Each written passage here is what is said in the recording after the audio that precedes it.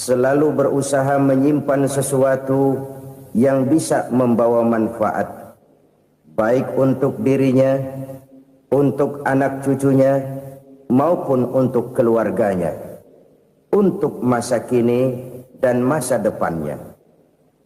Kadang simpanan itu berbentuk uang, kadang berupa tanah, lain saat berbentuk pabrik, dan lain sebagainya. Sementara masa depan yang paling pasti adalah akhirat. Jika untuk masa depan dunia kita rela memeras keringat, membanting tulang, pergi pagi dan pulang petang, menyimpan uang, menyimpan tanah, menyimpan pabrik, pernahkah kita merenung jika satu saat kiamat datang, kita dibangkitkan dari kubur masing-masing, berdiri di padang mahsyar untuk mempertanggungjawabkan seluruh kegiatan hidup kita di dunia ini, lalu kita akan menuju ke alam akhirat. Sudahkah kita mempunyai simpanan untuk akhirat kita? Pada pertemuan kali ini saya ingin menyampaikan sebuah hadis di mana Rasulullah sallallahu alaihi wasallam bersabda, "Arba'un min kanzil jannah." Simpanan sorga ada 4 macam. Yang pertama, ikhfa'us sadaqah, menyembunyikan sedekah. Saudara-saudara kaum muslimin, sebagaimana yang kita maklum bahwa Allah Subhanahu wa taala melebihkan sebagian rezeki dari kita terhadap yang lain. Ada yang kaya, ada yang setengah kaya, ada yang miskin, ada yang setengah miskin, dan selanjutnya. Ada yang gajinya kecil tapi penghasilannya gede. Ada yang penghasilannya gede tapi nggak punya gaji. Ada juga yang memang gajinya gede dan penghasilannya gede.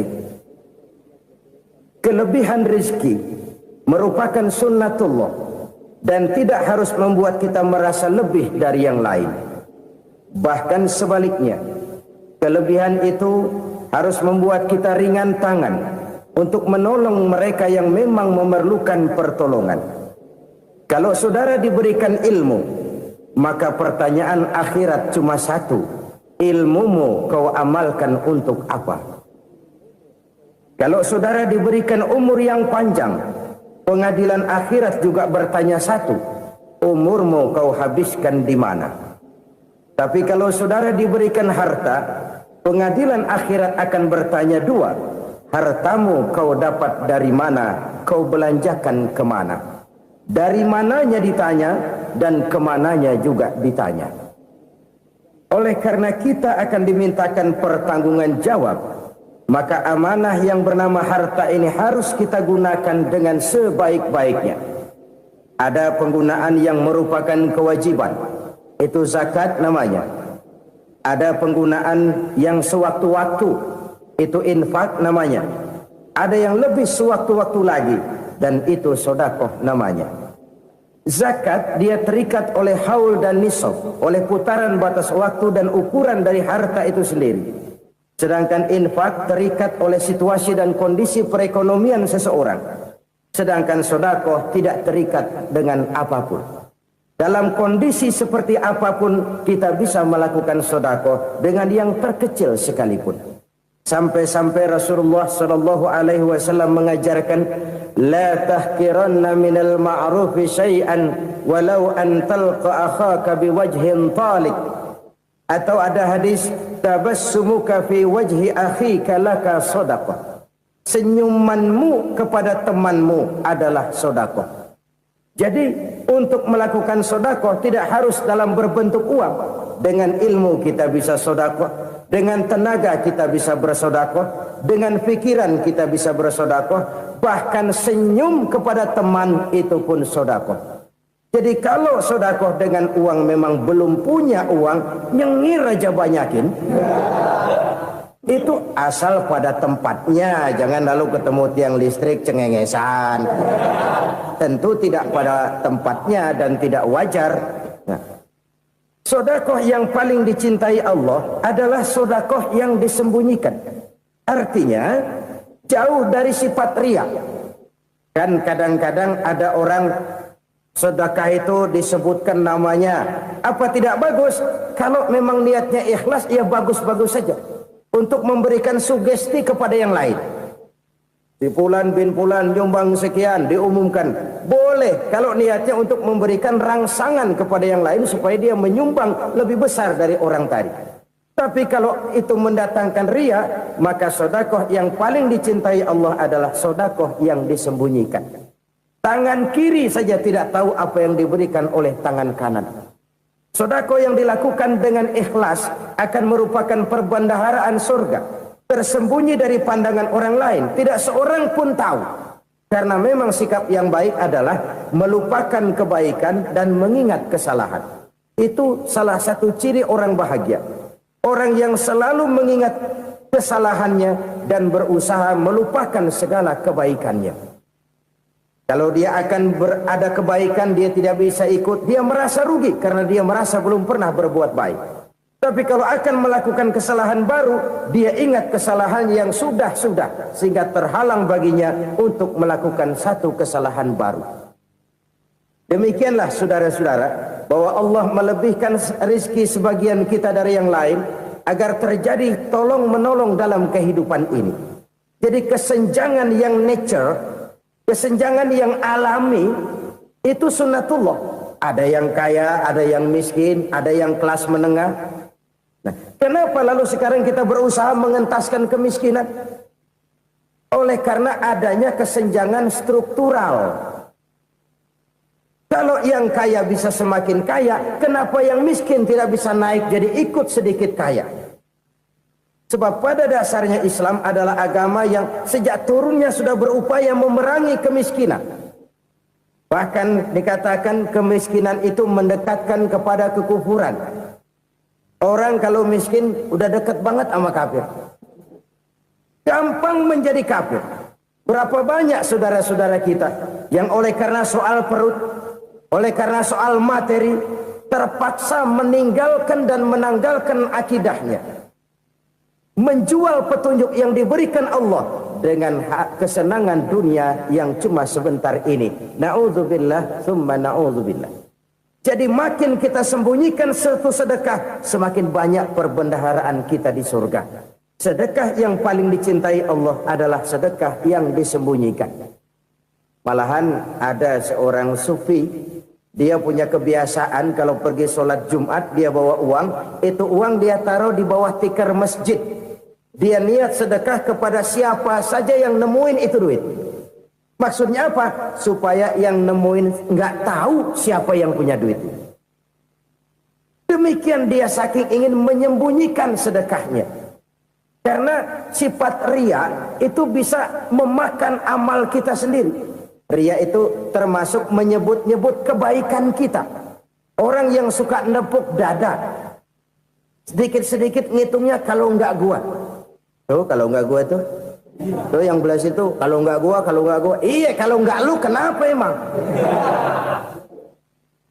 Orang yang suka menepuk jasad, tuh biasanya memang begitu saudara-saudara. Kalau perang lagi berkecamuk, orang nggak sempat ngaku jadi pahlawan. Tapi begitu perang selesai, yang kagak kenal bedil ngaku pahlawan, mas. Itu sesuatu yang biasa. Oleh karenanya, orang-orang yang ikhlas dalam bersedekah, disembunyikannya sedekah itu, Allah cinta betul. Malahan ada hadis memberikan jaminan, inna sedaqatal mar'il muslimi tazidu fil umri wa tadfa'u mitatas su'i. Sesungguhnya sedekahnya seorang mukmin tazidu fil umri, bisa menambah umur panjang. Wa tadfa'u mitatas su'i, dan menyelamatkan manusia dari mati secara su'ul khatimah. Jadi siapa yang kepengen panjang umur, banyaklah sedekah. Yang bosan hidup, pelit terus. Sedekah menambah panjang umur dan menyelamatkan manusia dari mati secara su'ul khatimah. Pak, katanya umur itu nggak bisa ditambah, nggak bisa dikurangin. Kapan? Kalau ajal sudah datang. Wa idza jaa ajaluhum la yastakhiruna sa'atan wa la yastaqdimun. Kalau ajal datang tidak bisa dimajukan, tidak bisa dimundurkan. Itu kalau ajal sudah datang. Tidak bisa lagi umur ditambah dikurangi, sudah datang.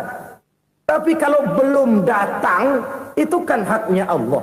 Mau ditambah, mau dikurangi, hak prerogatif Allah. Sebagai pencipta manusia, Allah maha kuasa dan maha mampu.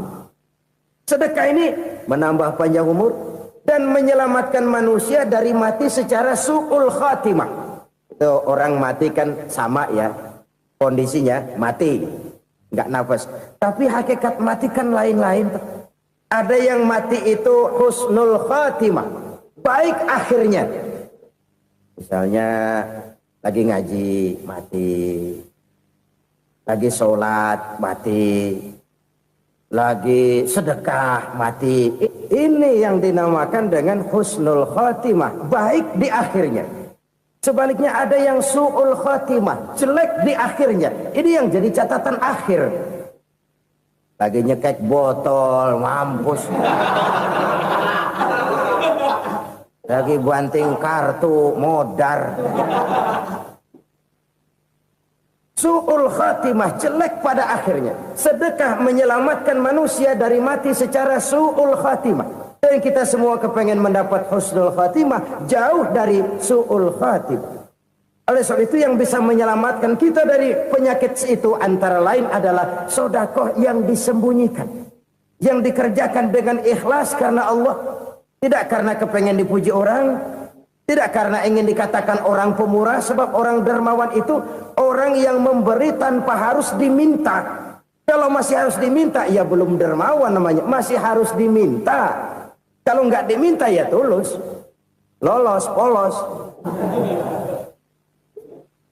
Saudara-saudara kaum muslimin rahimakumullah. Harta adalah amanat dan akan kita pertanggungjawabkan. Allah melebihkan rezeki sebagian kita dari yang lain agar kita saling tolong menolong, bantu membantu. Nabi janjikan siapa yang meringankan beban saudaranya muslim di dunia, Allah akan meringankan bebannya di akhirat nanti. Sebuah jaminan dari baginda Nabi. Si orang yang kita bantu barangkali tidak bisa membalas, Allah yang akan membalas lewat jalan lain yang tidak pernah kita sangka-sangka. Ada orang tanya, Pak, ini ada orang nyumbang masjid sambil marah-marah, bagaimana? Saya bilang sumbangannya aja ambil, marahnya jangan. Marahnya jangan diambil, itu urusan dia. Saudara-saudara kaum muslimin rahimakumullah. Umat Islam ini kan umat yang punya potensi besar. Kadang kita merenung, kenapa kadang-kadang pembangunan masjid kok lambat sekali? Kalau hotel hari ini peletakan pertama, bulan depan peresmian. Supermarket hari ini peletakan batu pertama, minggu depan peresmian. Tapi kalau sudah yang namanya masjid, kadang-kadang peletakan batu pertama sekaligus jadi batu terakhir. 3 tahun, 4 tahun, campur nebar jalak di jalanan, duit dijaring kayak ikan sepat. Apa tidak ada orang Islam yang kaya? Banyak. Apa tidak ada pengusaha muslim yang jadi konglomerat? Ada. Lalu yang belum banyak itu yang komit terhadap nilai-nilai agamanya. Akhirnya kita jatuh jadi umat yang lemah. Belum ada pengusaha konglomerat muslim buka pabrik supermi cap beduk misalnya umpamanya atau pabrik kecap cap sorban supaya identitas keislamannya sedikit kelihatan. Kita jatuh jadi umat yang lemah karena potensi tidak terinventarisir dengan baik. Kita ini ibarat kompor yang cuma matengin nasi orang lain. Potensi kita dimanfaatkan oleh orang lain. Ukhuwah Islamiyah kita baru terbatas kepada silaturahmi. Ukhuwah di bidang ekonomi kita lemah, ukhuwah di bidang kebudayaan kita lemah, apalagi ukhuwah di bidang politik kita lebih rapuh lagi. Padahal ukhuwah itu adalah totalitas kehidupan manusia, menyangkut ipolek sosbud, memerlukan nilai-nilai ukhuwah. Jadi oleh karena itu mari kita menyadari di dalam harta kita, walaupun kita yang cari pergi pagi pulang sore peras keringat banting tulang, di sana ada harta anak yatim, di sana ada hak masjid, Di sana ada hak pesantren, di sana ada hak jihad. Berbahagialah seseorang apabila dia oleh Allah dijadikan keran. Keran itu menyimpan air, tapi tidak untuk dirinya, tapi disalurkannya kepada mereka yang memang memerlukannya. Saudara-saudara kaum muslimin rahimakumullah, ini yang pertama. Jadi perbendaharaan surga adalah menyembunyikan sedekah. Orang lain nggak tahu, kita pun nggak pernah ngitung-ngitung. Kita anggap lewat begitu saja, padahal itu deposit akhirat. Satu. Yang kedua, perbendaharaan surga itu apa? Wa kitmanul musibah, menyembunyikan kesulitan. Kadang orang takut menghadapi kesulitan, tapi makin kita merenung, hidup ini kan sebenarnya urusan. Takut sama urusan, ya jangan hidup. Tandanya orang hidup itu kalau punya urusan. Urusan melupakan problem. Problem sering menimbulkan kesulitan. Kesulitan bukan untuk ditakuti, tapi untuk diatasi dan dicarikan jalan keluarnya. Siapa sih orangnya yang nggak pernah sulit-sulit? Makin tinggi status sosialnya, makin gede urusannya. Makin tinggi kualitas imannya, makin berat tingkat kesulitannya. Cuma memang yang namanya enak itu seperti pelangi. Biang lala itu nggak pernah di atas kepala kita, di atas kepala orang melulu. Lu sih enak lu, kata kita. Dia juga bilang yang enak kan lu. Pelangi itu nggak pernah di atas kepala kita. Kata tukang beca, aduh enak ya naik Mercy. Kata tukang beca, apa yang di dalam mobil Mercy? Aduh enak bener tukang beca, di jok ngeringkuk ngorok pulas bener. Saya kamar pakai AC sejuk, tempat tidur sutra empuk, alga spring bed, gula kulik nggak bisa pulas kalau belum minum Valium, belum tidur. Enak bener tukang beca, di jok ngorok nggak tahu wetan kulon. Si tukang beca bilang yang di Mercy enak, yang di Mercy bilang tukang beca enak. Inilah enak, nggak pernah di atas kepala kita, di atas kepala orang lain melulu enak itu. Nah, saudara-saudara, yang merupakan perbendaharaan surga itu orang yang bisa menyembunyikan kesulitan, baik pribadi ataupun rumah tangga. Nih terutama rumah tangga yang jadi soalnya. Kadang-kadang kita ini kalau senang, sebaliknya kalau senang kita diam, kalem aja, cuek. Banyak banget duit kita bawaan, diam aja udah. Malah ketemu orang takut. Tapi begitu susah, sekampung tahu. Padahal Nabi mengajarkan perbendaharaan surga itu menyembunyikan musibah, menyembunyikan kesulitan. Kalau enak, cerita sama orang-orang. Kalau nggak enak, rasain sendiri, tekan sendiri, atasin sendiri. Kita kan sebaliknya, senang kita diam, asal lagi susah, paling tidak kita nyari teman buat cerita kesusahan. Siapa orangnya yang nggak pernah susah?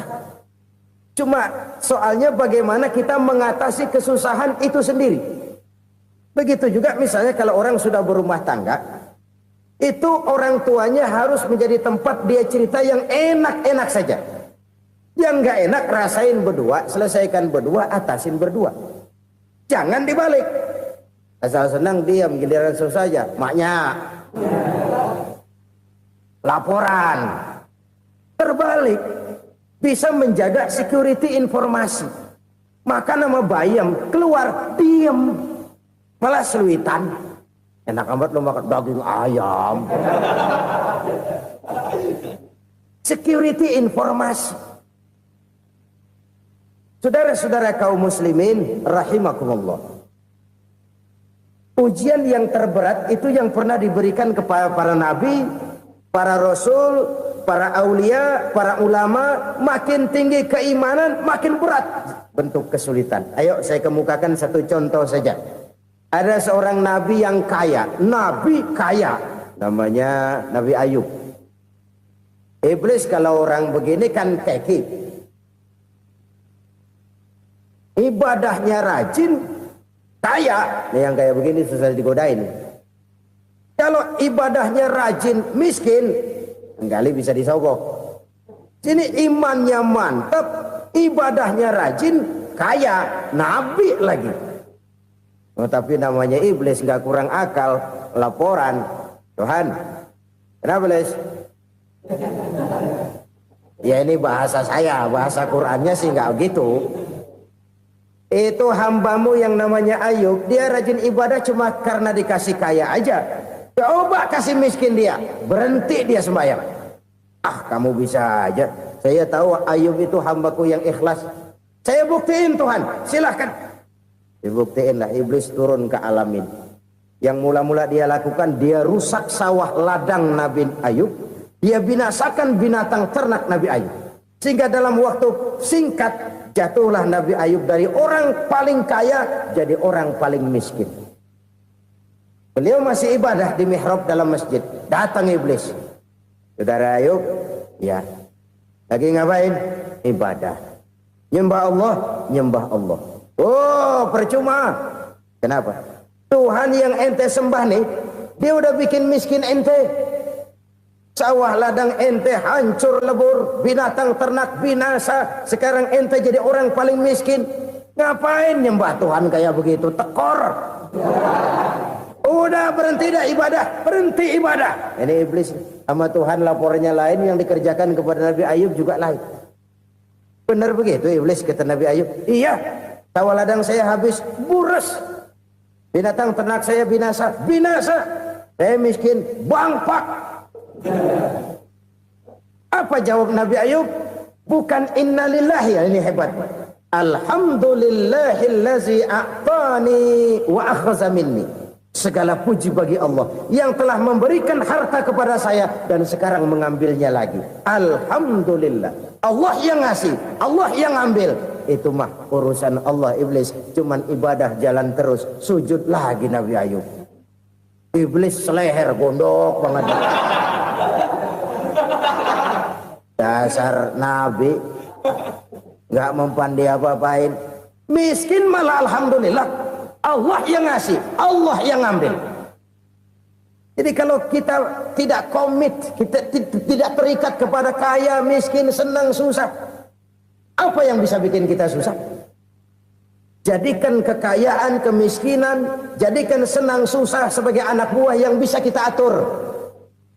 Jangan kekayaan ngatur kita, jangan kemiskinan ngatur kita. Kita yang harus mengatur mereka. Senang, susah, kaya, miskin, bahagia, sengsara, jadikan itu anak buah yang bisa kita atur.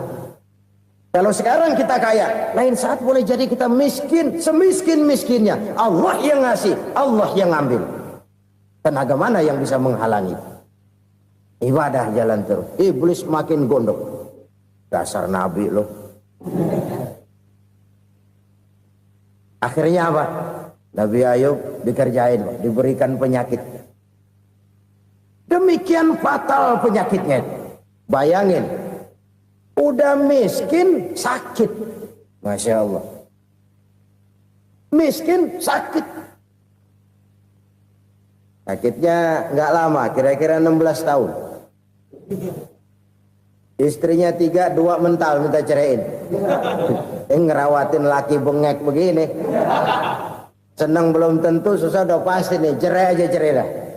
Cerai. Tinggal satu Siti Rahmah yang setia menemani beliau. Sesetia-setianya hati perempuan.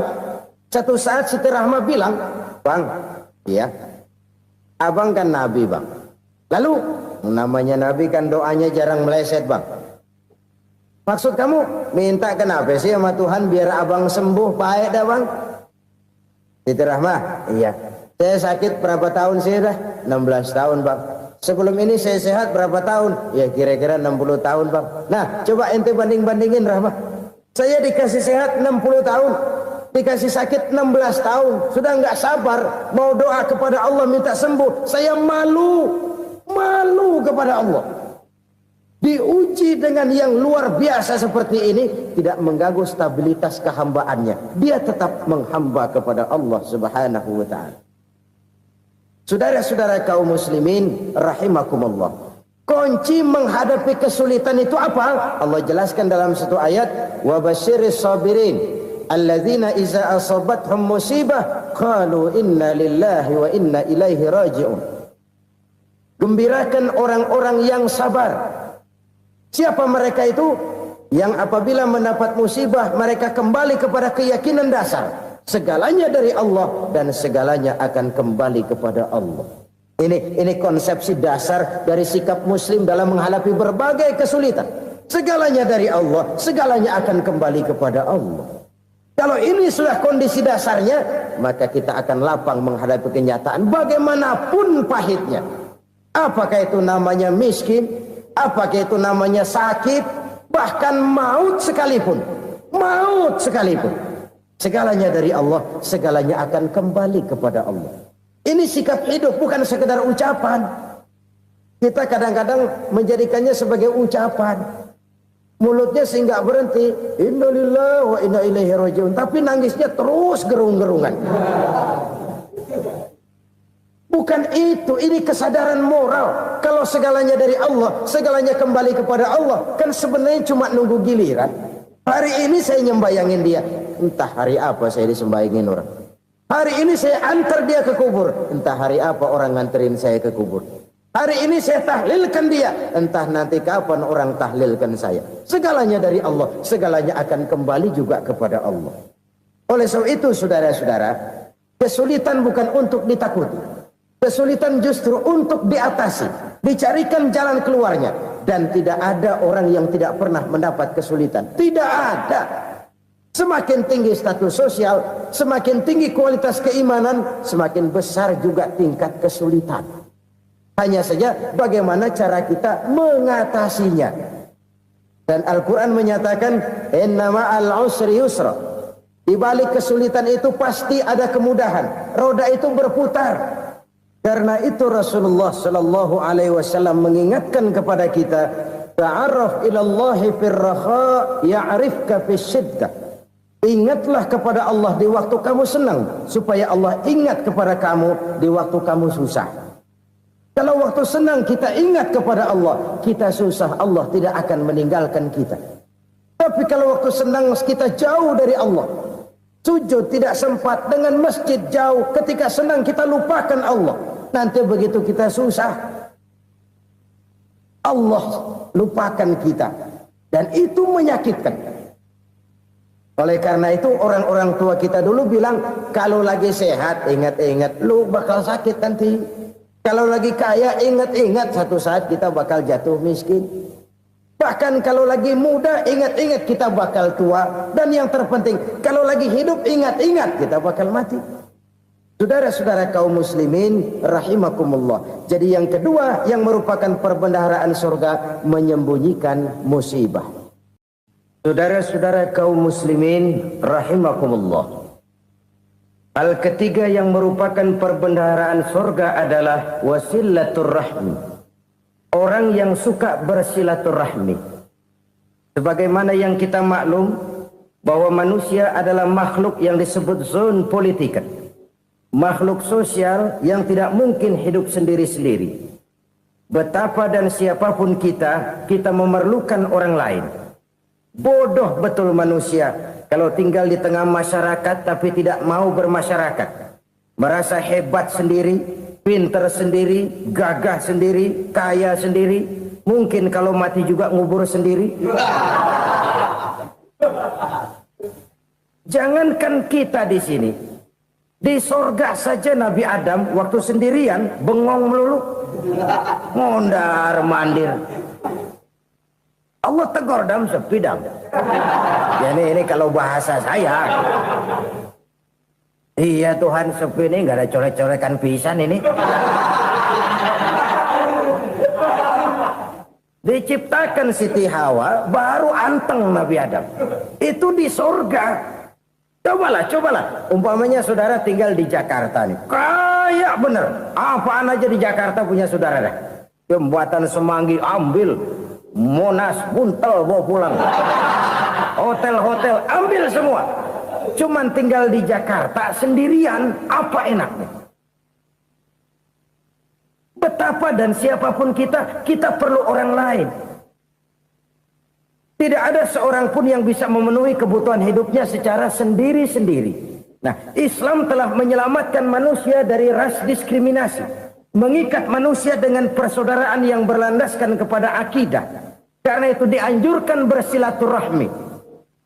Bahkan Nabi menyatakan, man arada ayyubsata lahu fi rizqihi wa yunsa'a fi atharihi falyasil rahimah. Siapa yang kepengen diluaskan rezekinya dan dipanjangkan usianya, banyaklah ia bersilaturahmi. Siapa yang kepengen dimudahkan rezekinya, hendaknya ia banyak bersilaturahmi. Kalau banyak teman, kesulitan kan paling tidak ada tempat cerita. Udah susah, sendirian kita pikirin diri, nggak ada tempat tukar pikiran. Cepet banget sama bengek. Dilawan sendiri.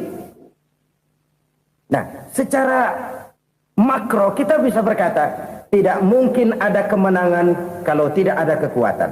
Tidak ada kekuatan kalau tidak ada kesatuan dan persatuan. Tidak mungkin ada kesatuan dan persatuan tanpa semangat silaturahmi. Kalau umat Islam mau menang, dia harus kuat. Kalau umat Islam mau kuat, dia harus bersatu. Kalau umat Islam mau bersatu, dia harus membudayakan silaturahmi ini. Bahkan sampai-sampai kata Nabi, kalau bisa cari nilai tambah. Apa? Silman qata'ak. Bersilaturahmilah kau kepada orang yang marah denganmu. Masya Allah, indahnya ajaran agama kita. Orang yang marah pun kepada kita, kata Nabi, kalau bisa bersilaturahmilah kepadanya, kepada orang yang marah itu. Di situ nilai tambah. Cuman jujur nih hadis, ngucapinnya gampang, ngamalinnya yang berat banget. Orang marah sama kita, kita disuruh silaturahmi. Ada apa malu? Lu marah, ada gue marahan lagi. Tunggu pikirin. Saudara-saudara kaum muslimin rahimakumullah. Tapi ini yang diajarkan, bahkan ini yang dicontohkan oleh baginda Rasul. Bagaimana begitu mudah, misalnya satu saat Abu Jahal ini ngatur strategi bagaimana bikin Muhammad celaka. Dia gali lubang di depan tempat tidurnya. Dia tutupin daun korma. Terus dia panggil seseorang, ke sini. Kasih tahu Muhammad, pamannya sakit keras, minta ditengokin. Berangkat orang ini ke sana. Muhammad, labbaik.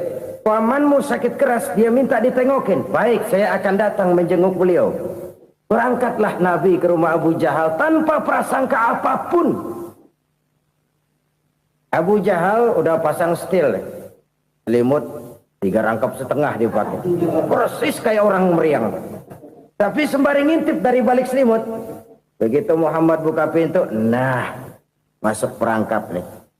Muhammad jalan menuju tempat pembaringan. Makin lama makin dekat, makin lama makin dekat, makin dekat ke lubang yang dipasang oleh Abu Jahal itu. Dalam hati Abu Jahal, terus dah jatuh, mampus dah lo ini. Mampus lo hari ini nih. Apa yang terjadi? Malaikat Jibril datang. Muhammad, pamanmu cuma pura-pura sakit. Di depan tempat tidurnya ada lubang perangkap supaya kamu jatuh ke situ. Sudah, kamu pulang. Balik kanan Nabi. Sudah hampir jatuh ke lubang, balik kanan, pulang.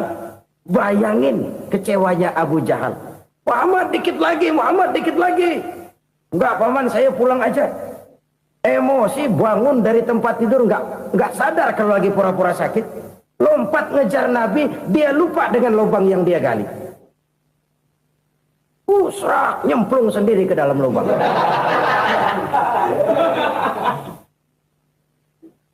Nabi terus berlalu. Ini terjadi keanehan. Jatuh ke lubang yang dia gali itu sebenarnya nggak terlalu dalam ya, antara 3-4 meteran lah.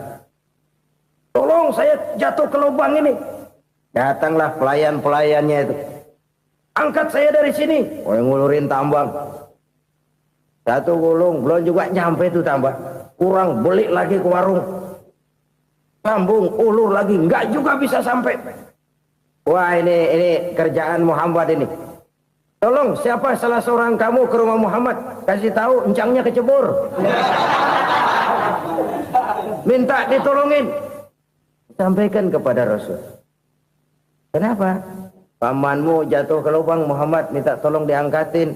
Tambang udah nyambung-nyambung nggak nyampe juga. Ya, nanti saya datang, saya tolong. Coba. Nyata-nyata orang berniat jahat mau mencelakakan dia. Datang dia menolong. Ini yang disebut air tuba dibalas air susu ya ini. Bukan sebaliknya. Air tuba dibalas air susu. Paman, kecebur ya? Iya Muhammad, tolong ini. Pegang tangan saya. Nabi ulurkan tangannya. Nyampe. Dipegang oleh Abu Jahal. Diangkat ke atas. Sampai atas. Apa kata Abu Jahal? Sihirmu memang hebat Muhammad. Udah ditolongin dikata sihir. Yang enak kita kemplang kan itu orang begitu. Urusan apa? Tapi inilah akhlak. Kalau bisa kamu bersilaturahmilah dengan orang yang marah kepadamu sekalipun. Orang marah kita tetap baik. So, kalau kita berbuat baik sama orang yang memang baik, rasanya sih biasa-biasa aja. Orang baik kita baik lagi, ya draw aja, belum ada nilai tambah di situ. Baru ada nilai tambah kalau kita bisa berbuat baik kepada orang yang nyakitin kita. Itu namanya kita setingkat di atas dia. Dia sakitin kita, kita berbuat baik sama dia. Dia pelit sama kita, kita baik sama dia. Dia marahin kita, kita deketin dia. Di situ kita punya nilai tambah. Jadi siapa yang ingin diluaskan rezekinya kata Nabi dan dipanjangkan umurnya, hendaklah ia banyak-banyak bersilaturahmi. Sederhana sebenarnya silaturahmi. Tapi silaturahmi membangkitkan semangat kesatuan dan persatuan. Kesatuan dan persatuan melahirkan kekuatan. Dalam matematika, 1 ditambah 1 pasti 2. Tapi di tengah masyarakat, 1 orang takut ditambah 1 orang takut, hasilnya jadi 2 orang setengah berani. Kenapa setengah berani? Karena udah berdua. Tadi pan takut sendirian. Kalau dia kumpul turu-turu takut lah jadi berani. Kita yang lemah, kita yang tidak berdaya, kita yang miskin, kalau mau kompak bersatu, apa yang nggak bisa kita kerjain? Apalagi tinggal di kota besar, pilihan cuma 2, bertahan atau minggir. Bertahan atau minggir. Untuk bisa bertahan harus mampu bersaing. Untuk mampu bersaing harus punya keahlian. Keahlian harus ditunjang dengan pendidikan. Ditambah oleh kekompakan sebagai umat. Udah miskin mencar mulu, orang injek gitu. Orang nggak pandang urusan apa malu. Oleh karena itu silaturahmi pada hakikatnya merupakan roh dari ukhuwah yang diajarkan oleh agama kita. Bagaimana Islam menyelamatkan masyarakat manusia dari ras diskriminasi, mengikat manusia, dan tidak ada persaudaraan yang lebih indah selain persaudaraan yang diikat dengan nilai-nilai akidah. Sepanjang orang di jalan Allah, itulah saudara kita. Keluar dia dari jalan Allah, selesailah persaudaraan sampai di situ. Karena itu, kalau ingin menyimpan sesuatu di surga, banyaklah bersilaturahmi. Datang ke rumah ini, datang ke rumah itu, dan lain sebagainya. Itu simpanan kita di akhirat nanti. Ini yang ketiga. Saudara-saudara, yang keempat, perbendaharaan surga itu apa? Wa qawlu la hawla wa la quwwata illa billah. Ucapan la haula wa la quwwata illa billah. Ibadah kan ada yang berat, modalnya besar. Bangun masjid berat, modalnya besar. Bangun rumah sakit berat, modalnya besar. Ada ibadah yang berat tapi modalnya ringan. Misalnya puasa. Puasa itu berat, mengendalikan nafsu. Kalau sekedar nggak makan nggak minum sih enteng, mengendalikan nafsu itu jihad terbesar. Tapi kan modalnya ringan, cuma niat saja. Ini ibadah berat, modalnya ringan. Ada ibadah yang ringan, modalnya juga enteng. Seperti termasuk ucapan la haula wa la quwwata illa billah. Tanpa sadar, la haula wa la quwwata illa billah, nyelengin tuh di surga. Nyelengin, kita nggak terasa, nyelengin simpenan akhirat. La haula wa la quwwata illa billah, nyimpan lagi. Kaget, la haula wa la quwwata illa billah, nyimpan lagi. Banyak simpanan. Walaupun sebenarnya yang dimaksud di sini adalah kesadaran batin bahwa tidak ada daya dan kekuatan kecuali Allah. Itu intinya. Kita memulai pekerjaan disunahkan baca bismillah, kan begitu. Apa itu? Kesadaran moral. bahwa ini saya bisa kerjakan. Saya kerjakan ini dengan menyebut nama Allah. Kenapa? Kalau Allah tidak memberikan daya dan kekuatan, mana mampu saya kerjakan ini. Maka saya kerjakan ini dengan menyebut nama Allah. Bismillah. Kesadaran moral. Manusia hanya wajib berusaha, tapi nggak pernah wajib berhasil. Banyak hal-hal yang kalau kita renungkan secara rasio nggak mungkin, tapi jadi kenyataan. La haula wa la quwata illa billah. Tidak ada daya dan kekuatan kecuali bagi Allah semata-mata. Kesadaran moral akan kelemahan dan keterbatasan makhluk bernama manusia. Kadang kita kagum dengan otak, tapi kita sering lupa sama yang bikin otak. Padahal bagaimanapun hebatnya otak, yang bikin otak pasti lebih hebat dari otak. Nggak percaya, silahkan otak-otakan. Inilah kecenderungan. Kita kagum dengan pesawat-pesawat mutakhir, bukan main, besi gede banget terbang itu. Alangkah hebatnya. Lalu apa yang bikin otak tidak lebih hebat dari itu semua? Kita puji laut, apa yang bikin laut tidak lebih hebat dari laut itu? La haula wa la quwata illa billah. Tidak ada daya dan kekuatan kecuali Allah. Apa yang bisa kita lakukan kalau tidak karena daya dan kemampuan yang diberikan oleh Allah kepada kita? Lahirlah sikap tawadu, rendah hati, tidak melonjak menjadi angkuh dan sombong, sadar akan kelemahan dan keterbatasan diri sebagai makhluk yang diciptakan oleh Allah Subhanahu wa taala. Jadi satu sisi ini ucapan yang berpahala, la haula, jadi wiridan. Pada sisi lain ini kesadaran moral, sikap mental, kesadaran batin bahwa yang punya daya dan kekuatan itu cuma Allah. Kita nggak pantas untuk sombong, sebab sombong itu pakaiannya Allah. Kita nggak sedang pakai pakaian Allah, kegedean. Dan makin kita renungi, makin terbentur. Apa sih yang bisa kita sombongin? Kita mau sombong apa? Kaya? Pintar? Itu kan semua relatif. Di atas langit masih ada langit lagi. Jadi oleh karenanya, marilah kita menyadari. Manusia hanya wajib berusaha, tapi tidak pernah wajib berhasil. Yang berusaha saja tidak wajib berhasil, apalagi yang tidak berusaha. Islam bukan agama orang pemalas yang selesai sholat lalu ngelohom, nggelenggem ayem-ayem. Tapi Islam bukan agama orang sombong yang setelah berusaha lalu tidak memerlukan Allah. Kita bisa saja bikin proyeksi, tahun sekian kita bakal panen besar menurut perhitungan otak. Tapi ada kejadian lain. Apa? Tikus ngambek. Habis itu dimakanin tikus, panen gagal. Proyeksi rasional gagal oleh tikus-tikus yang ngambek itu. Bisa saja terjadi. Tahun depan kita panen besar, urung. Kenapa? Musim panas panjang. Dan sekarang ini koran-koran bikin berita musim mengalami penyelewengan. Bukan cuma manusia yang nyeleweng sekarang. Musim pakai nyeleweng. Mestinya kan musim hujan udah selesai. Masih hujan-hujan juga. Musim. Nah sekarang kita boleh bikin proyeksi. Kita bakal panen besar. Tahu-tahu musim panas panjang. Sawah retak, air kering. Cari teknokrat yang paling botak. Suruh pendekin tuh musim panas. La haula wa la quwata illa billah. Inilah kesadaran moral.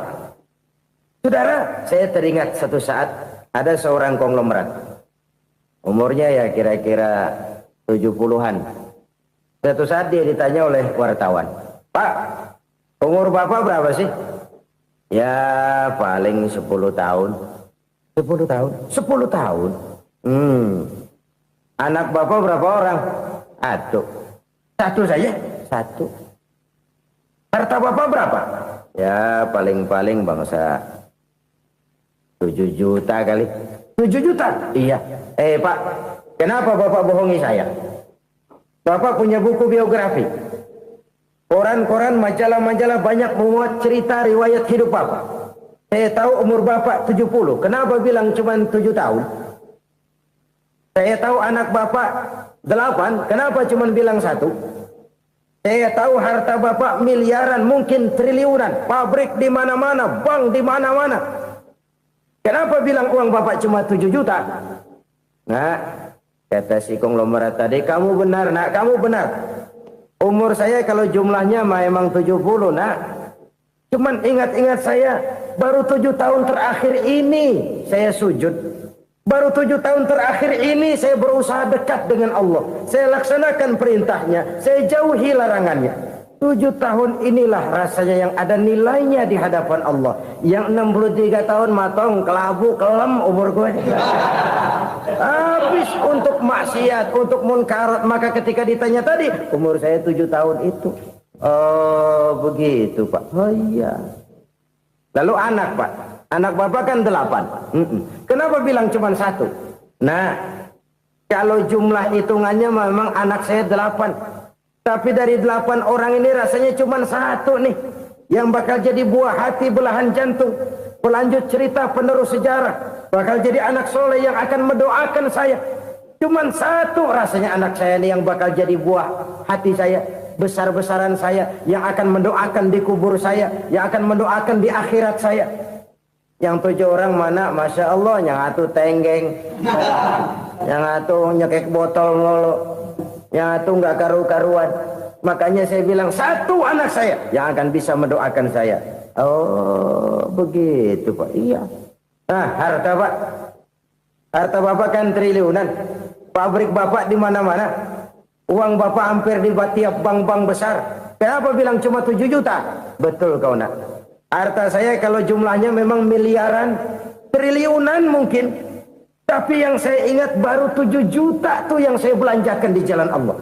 Saya nyumbang masjid, saya santuni yatim piatu, saya bantu pembangunan pesantren, saya bantu pembangunan rumah sakit Islam. Itu yang akan saya bawa pulang ke akhirat, yang 7 juta itu. Yang triliunan itu nanti akan diperebutkan oleh anak-anak saya sebagai waris saya. Jadi harta saya 7 juta itu yang bakal nemenin saya di akhirat. Yang akan saya bawa pulang jadi teman saya. Saudara-saudara kaum muslimin, jangan-jangan orang tua itu adalah kita-kita ini. Jangan-jangan kita-kita ini adalah orang tua itu. Jangan-jangan itu potret dari diri kita masing-masing. Dari sekian umur yang diberikan Allah, berapa tahun yang ada nilainya di hadapan Allah? Dari sekian anak-anak yang merupakan amanah, berapa yang akan mendoakan kita sebagai orang tuanya menjadi anak soleh? Dari sekian banyak harta yang diberikan Allah, berapa yang akan kita bawa pulang menghadapnya nanti, yang kita belanjakan di jalan Allah? Ini sebuah potret kehidupan. Karena itu kita kembali kepada la haula wa la quwwata illa billah. Kita wajib berusaha, kita wajib berikhtiar. Selebihnya, segala daya dan kekuatan hanya milik Allah saja semata-mata. Satu kesadaran batin dari setiap pribadi muslim. Setelah ia berusaha dan berikhtiar, ia menyerahkannya kepada Allah Subhanahu wa ta'ala. Jadi, satu sisi ini merupakan wiridan ucapan yang mengandung pahala. Pada sisi lain, ini merupakan sikap batin dari seorang muslim di dalam ia menghadapi realitas kehidupan ini. Saudara-saudara kaum muslimin rahimakumullah. Kalau ini kita jadikan satu basis kehidupan, maka ini akan menyelamatkan manusia dari kemungkinan tergelincir menjadi orang yang lupa diri dan lupa darat. Sebab itu Imamul Ghazali berpesan, jadidis safinah fa innal bahra amiq wa khuziz zad fa inna safara ba'id wa khaffifil hamla fa innal hamla sadid. Perbarui selalu kapalmu karena lautan sangat dalam. Bawa bekal yang banyak karena perjalanan ini sangat jauh. Ringankan beban karena kebanyakan beban akan menyakitkan. Alangkah indah kalimat ini, alangkah dalam makna yang terkandung di sana. Perbarui selalu kapalmu karena lautan sangat dalam. Apa artinya ini? Jaga mentalmu baik-baik. Pelihara imanmu baik-baik karena hidup penuh cobaan seperti lautan. Kita kalau berlayar di lautan kan kadang-kadang tenang, angin bertiup sepoi-sepoi basah. Jika malam datang bintang gemintang bertabur menghias cakrawala. Rembulan memantulkan sinarnya dengan indah. Dalam keadaan begitu berlayar enak. Tapi lain saat ombak menggunung, halilintar menyambar, angin topan bertiup. Berapa banyak sudah saudara-saudara kita yang tenggelam di lautan dunia tanpa sadar bahwa dia belum sampai kepada pantai yang akan dituju. Berapa banyak sudah saudara-saudara kita yang tenggelam di lautan dunia ini tanpa sempat bangkit lagi. Dia menyangka sudah sampai kepada tujuannya. Hati-hati kapal jangan sampai bocor karena lautan sangat dalam. Iman ini jaga baik-baik karena hidup penuh dengan ujian. Wa khuzizat fa inna safara ba'id. Bawa bekal yang banyak karena perjalanan sangat jauh. Saudara mau ke Bandung, bawa duit. Saudara mau ke Surabaya, banyakan lagi duitnya. Saudara mau ke Mekah, gepokan, iketan tuh duit nggak lembaran lagi. Makin jauh perjalanan, makin banyak bekal yang harus kita bawa. Kalau saudara dari Jakarta mau ke Surabaya, kagak bawa duit berangkat juga, itu sih bukan berani namanya, nekat. Sampai Surabaya belum tentu, sengsara di jalan udah pasti. Kenapa? Nggak bawa bekal berangkat. Sama juga kita nih, misalnya belum sempat sembahyang, mati. Waduh, berani banget orang. Belum punya bekal, mati. Sengsara di jalan. Atau bekal tidak cukup. Dari Jakarta saudara mau ke Surabaya, bawa duit 500 perak. Paling jauh Cikampek nyampenya itu. Paling jauh itu. Antara jauhnya perjalanan dengan bekal yang saudara bawa tidak seimbang. Hidup ini perjalanan panjang. A walking tour. Dimulai dari alam arwah. Sebelum jasad diciptakan, roh diciptakan lebih dulu. Dari situ pindah ke alam rahim. Dari alam rahim pindah ke alam dunia. Dari alam dunia pindah ke alam barzah. Baru menuju akhirat. Satu perjalanan panjang. Kalau bekal tidak bawa, sengsara di jalan. Bawa bekal yang banyak karena perjalanan ini sangat jauh. Wa khaffifil hamla, ringankan beban karena beban itu cuma akan menyulitkan. Kalau bekal itu sih keperluan, tapi beban nggak kita perluin, cuma ngeberat-beratin. Apa ini beban? Dosa, kecurangan, kebatilan, kezoliman, ketidakadilan, kesewenang-wenangan. Itu akan jadi beban kita di akhirat. Alangkah celakanya, perjalanan panjang, bekal tidak bawa, beban kelewat banyak, alamat sengsara di jalan. Pahala tidak ada, dosa berlipat ganda. Na'udzubillah, summa na'udzubillah. Kalau kita rangkum nasihat Al-Ghazali dengan kisah si konglomerat tadi, kita akan mengambil kesimpulan. Pertama, bekal terbaik dalam menghadapi gejolak kehidupan ini tidak lain adalah iman. Yang kedua, pahala dan dosa. Dua hal kontroversial. Pahala adalah bekal, dosa adalah beban. Tapi kita sekarang kan tidak begitu terangsang kepada yang abstrak.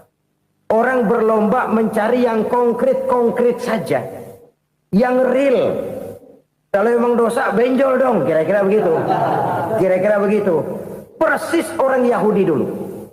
Orang Yahudi itu kan pernah minta kepada Nabi Musa. Ya Musa, lan nu'mina laka hatta narallaha jahrah. Musa, kami nggak bakal mau beriman kepada Allah kalau belum kami lihat Allah ada nongkrong di depan kami. Kalau memang Tuhan ada, taruh dong di depan kami. Mau yang konkret-konkret saja. Kalau memang dosa, benjol dong. Kalau memang pahala, berasa dong. Orang terangsang kepada yang real, yang konkret-konkret saja. Karena itu, untuk mengejar dosa, orang mau bayar. Tapi untuk mengejar pahala, walaupun tidak bayar, orang segan. Ini yang dikatakan oleh Nabi, kamu mengharapkan ke surga, tapi kamu berat melaksanakan sesuatu yang bisa membawa kamu ke surga. Kamu ingin jauh dari neraka, tapi tiap saat kamu lakukan perbuatan-perbuatan yang justru menjerumuskan kamu ke neraka. Idda'aitum an-najata minan nar wa ramaitum fiha anfusakum.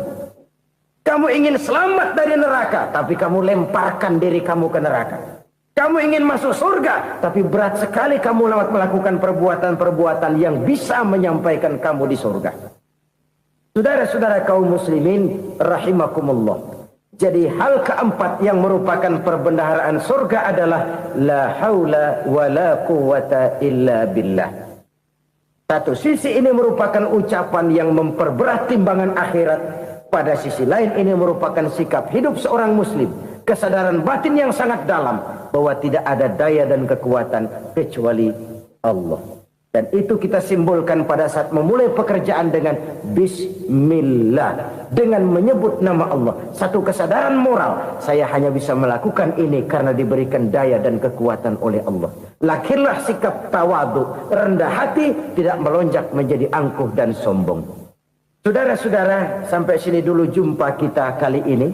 Semoga 4 perbendaharaan surga ini dapat kita lakukan, yang kelak akan merupakan bekal kita di kemudian hari nanti. Amin ya rabbal alamin.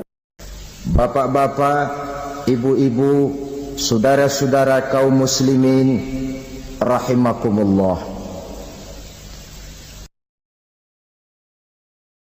Di dalam kehidupan kita sebagai seorang muslim, minimal 5 kali dalam sehari semalam kita mendengar seruan untuk mendirikan solat yang disebut azan.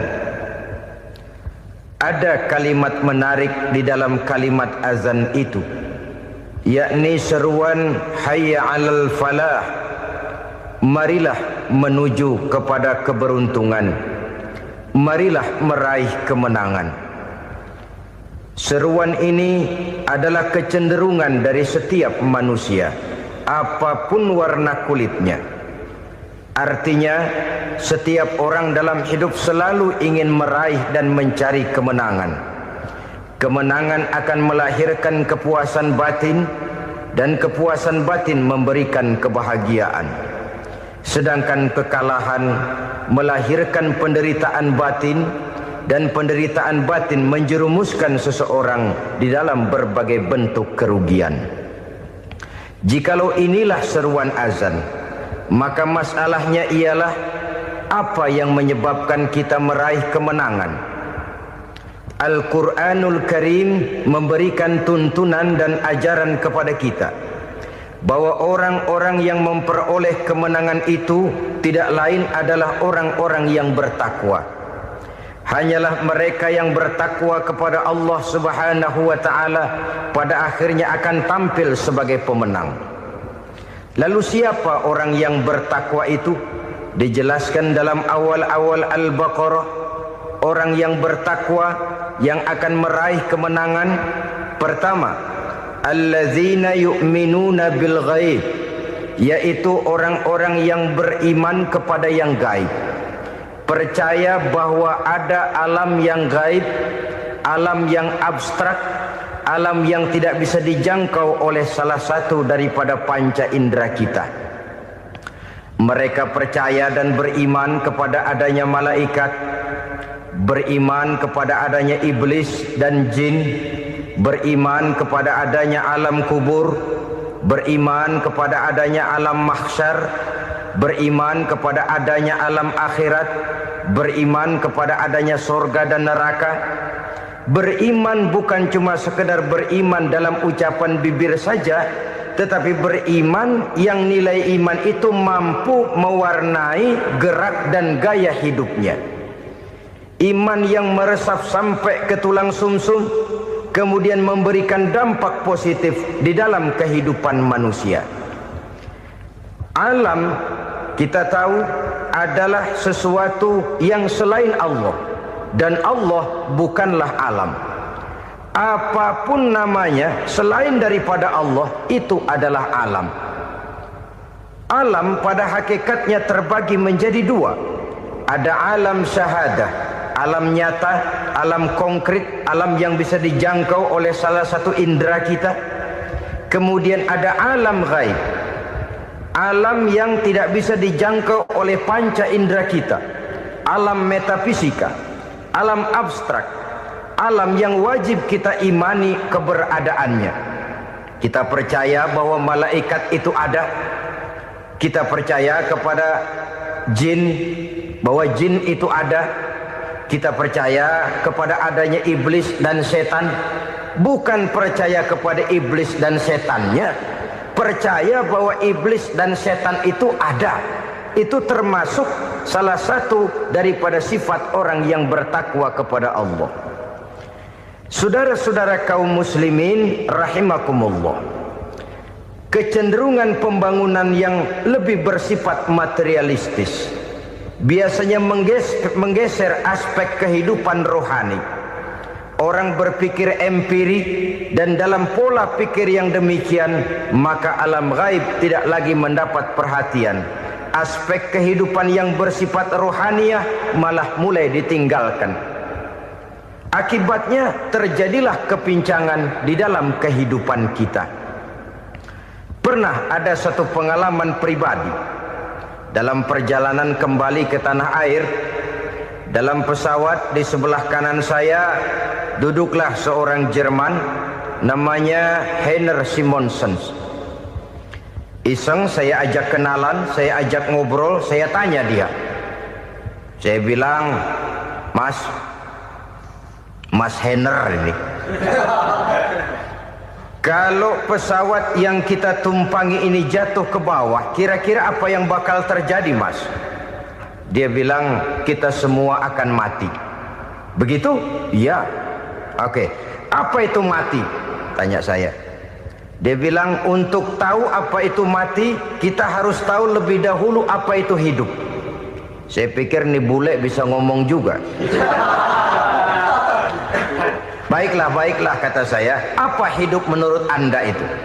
Oh, hidup itu dia bilang, kalau seluruh anggota badan kita bekerja secara normal, paru-paru memompa darah secara normal, jantung berdetak secara normal, sel-sel tubuh bekerja secara fit, dan organisme tubuh hanya mau bekerja secara normal, dia bilang, kalau kita memberi makan yang cukup, menu yang teratur, dan gizi yang lengkap. Saya bilang, kesimpulannya apa, Ner? Dia jawab, hidup adalah dari tangan ke mulut. Life is from the hand to the mouth, kata dia. Hidup adalah dari tangan ke mulut. Jadi masalah hidup tidak lebih daripada masalah isi perut. Orang pergi pagi, pulang sore, peras keringat, banting tulang, perut yang dibelain. Saya bilang, you are wrong. Sampean salah, Ner. Kamu orang Islam bukan? Bukan. Pantas. Kenapa saya salah? Dia bilang. Ya jelas salah. Salahnya di mana? Kamu ini manusia. Kalau hidup cuma dari tangan ke mulut, saya bilang, kambing di kampung saya juga begitu pikirannya, Ner. Itu kambing di kampung saya, asal perutnya kenyang, sudah hidup dia. Perkara besok bagaimana, lusa prospeknya macam mana, bulan depan ada apa, kambing nggak pernah mikir. Di kampung saya kambing juga pikirannya begitu. Kamu Kristen ya? Tadinya. Loh kok tadinya, lalu apa sekarang kamu ini? Dia bilang, sekarang saya netral. Saya tidak beragama, tapi saya percaya kepada Tuhan sebagai pencipta alam. Saya ingat benar dia bilang, I haven't any religious, but I believe to God as the creator of the world. Kenapa bisa netral begitu, Ner? Habis saya bingung katanya. Islam bilang Islam baik, Kristen bilang Kristen baik, Hindu Buddha bilang Hindu Buddha baik, semua agama baik. Saya netral sekalian, nggak beragama. Yang penting saya percaya kepada Tuhan. Saya bilang, Ner, kamu ini kayak orang mau beli celana, lalu bingung. Yang satu bilang Levi's bagus, yang satu bilang Blue Jean hebat, yang satu bilang Wool England hebat. Celana ini hebat, celana itu bagus, celana ini hebat. Semua celana bagus, kamu bingung. Akhirnya netral, tidak pakai celana. Itu juga salah. Saya pikir-pikir, kemudian saya melihat bahwa dua pola berpikir Heiner ini nampaknya sudah mulai menggejala di lingkungan masyarakat bangsa kita. Disadari atau tidak, secara jujur kita harus berkata, dua pola pemikiran Heiner ini mulai berkembang di tengah masyarakat bangsa kita. Pertama, pola pikir materialisme. Hidup adalah dari tangan ke mulut. Masalah hidup tidak lebih masalah isi perut. Itu yang perlu dibela, dan disitulah arti kehidupan. Pergi pagi, pulang sore, peras keringat, banting tulang untuk mempertahankan perut. Kalau sudah kemari cara orang berpikir, maka buat apa percaya kepada yang gaib? Untuk apa sholat? Untuk apa puasa? Untuk apa zakat? Untuk apa menghadiri majelis taklim? Tanpa kepercayaan kepada yang gaib, hidup berjalan menurut alur empiris dan materialis. Kalau sudah ke sana cara orang berpikir, biasanya orang lalu cenderung menghalalkan segala cara. Hanyalah orang yang percaya bahwa akhirat ada. Hanyalah orang yang percaya bahwa alam kubur itu ada. Hanyalah orang yang percaya bahwa malaikat itu ada. Hidupnya akan lebih terarah dan terkendali. Karena kepercayaan kepada yang gaib, yang merupakan fase daripada kehidupan setelah hidup yang sekarang ini, mewarnai gerak pribadi seseorang di dalam dia melakukan kegiatan hidupnya. Pola berpikir materialisme, disadari atau tidak, mulai menggejala di lingkungan masyarakat bangsa kita. Hidup tidak lebih dari urusan tangan ke mulut, mulut ke tangan, tangan ke mulut. Asal perut sudah kenyang, hiduplah sudah. Perkara bagaimana prospek hari yang akan datang, bagaimana akhirat, tidak jadi persoalan. Ini yang oleh Nabi diperingatkan, ad-dunya sijnul mu'min wa jannatul kafir. Dunia adalah penjara bagi orang beriman dan surga bagi orang kafir. Dulu di zaman Belanda hadis ini pernah disalah tafsirkan, disalah artikan, digunakan sebagai senjata untuk mengkebiri dan membuat impoten umat Islam. Sudahlah umat Islam gak usah macam-macam, kata Belanda. Dunia ini kan penjara buat orang Islam, surga buat orang kafir. Di penjara jangan bertingkah.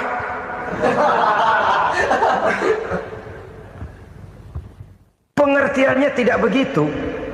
Dunia adalah penjara bagi orang mukmin. Artinya dalam kehidupan dunia seorang mukmin tidak bebas memperturutkan hawa nafsunya. Di penjara hawa nafsunya itu. Sebaliknya surga bagi orang-orang kafir. Buat orang kafir, surgalah dunia ini. Mereka bebas memperturutkan hawa nafsunya. Dilarang tidak terlarang, dicegah pun tidak tercegah. Mereka hidup menurut alur bisikan nafsu mereka sendiri. Kemudian bila ajal datang, maut merenggut nyawa, selesailah surganya sampai di situ. Maka bagi orang-orang yang tidak percaya kepada adanya akhirat, kepada adanya alam gaib, surganya sebatas umurnya. Sekali lagi, surganya sebatas umurnya. Bila umur selesai, ajal pun datang merenggut nyawa, selesailah sudah surganya sampai di situ. Alangkah pendeknya perjalanan orang-orang yang tidak percaya kepada alam gaib ini. Bagi kita mukmin, jikalau kita mampu memenjarakan hawa nafsu, kita bisa bahagia di dunia ini. Dan Islam memang tidak menyuruh kita sengsara di dunia.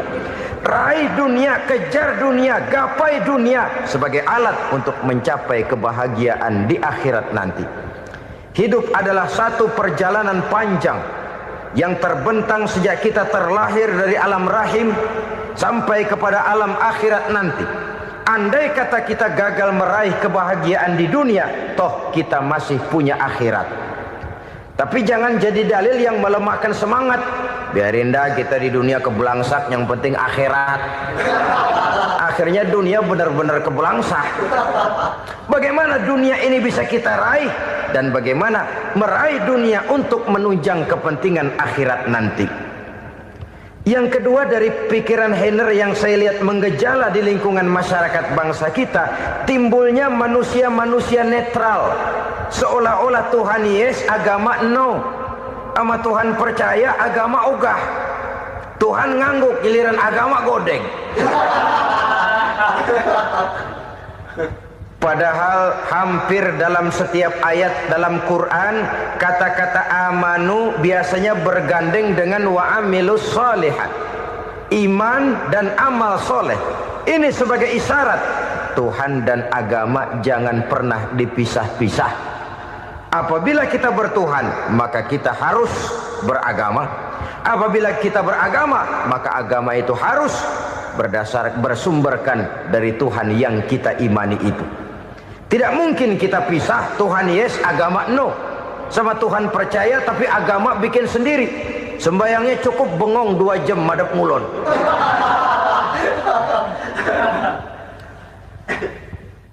Saudara-saudara kaum muslimin rahimakumullah. Jadi dengan demikian, agama yang kita akui merupakan unsur mutlak di dalam pembangunan sekarang ini, merupakan bagian dari kehidupan yang menuntun kita bahwa di balik alam nyata ini, di balik alam syahadah ini ada alam gaib.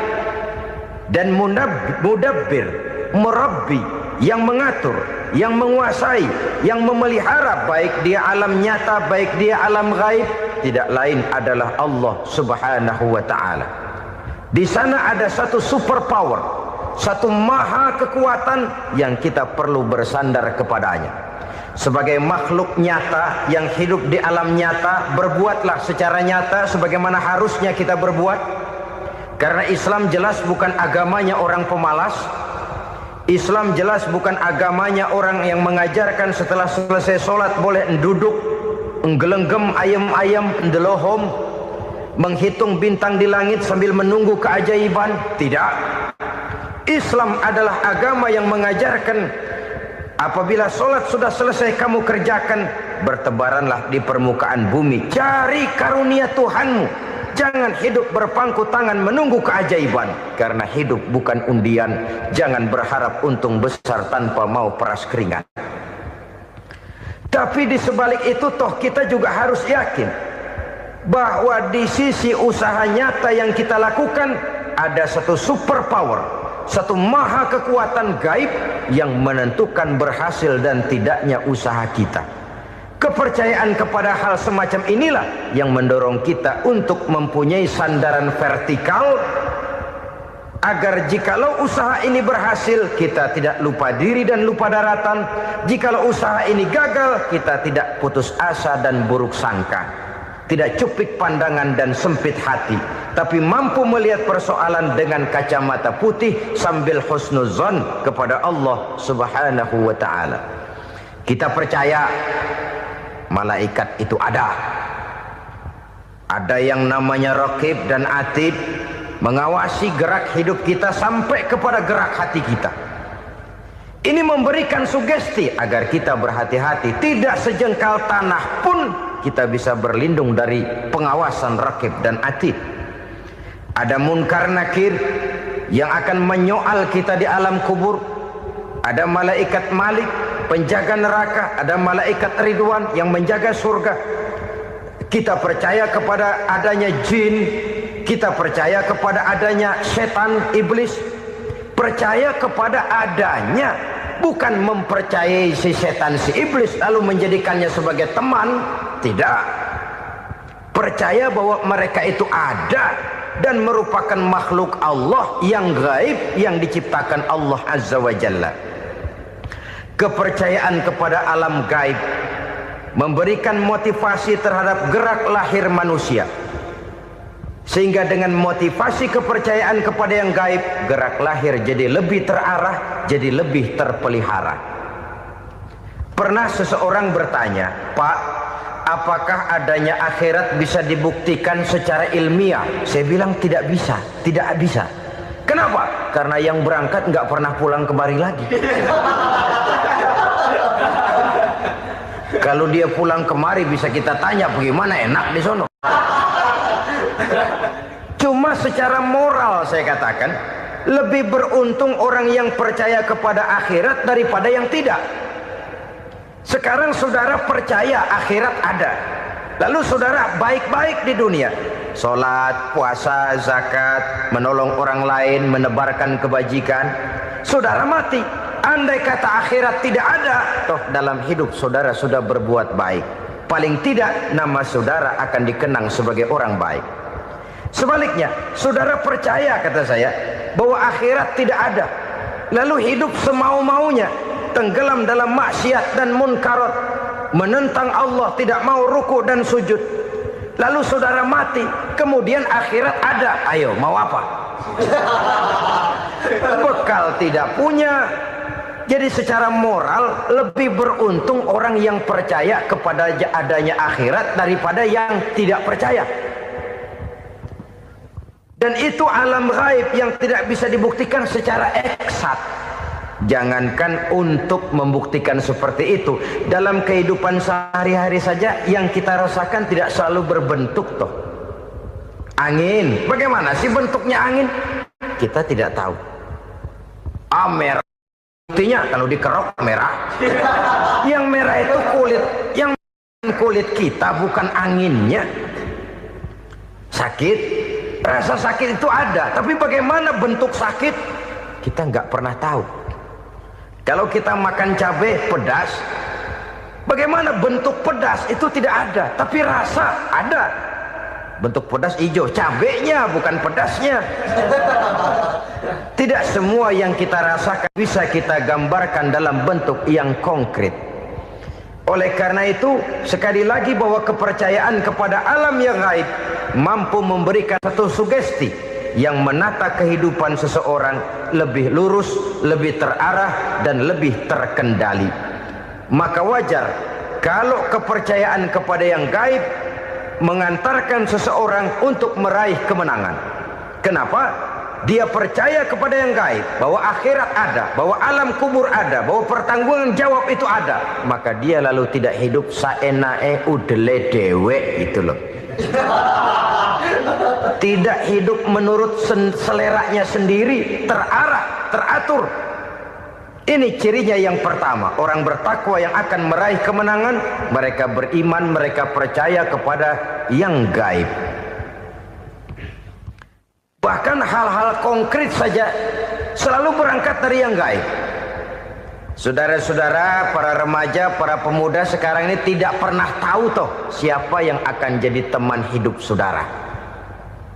Kita bisa saja ngerancang, mentargetkan, tapi toh akhirnya yang namanya jodoh bukan kekuasaan kita.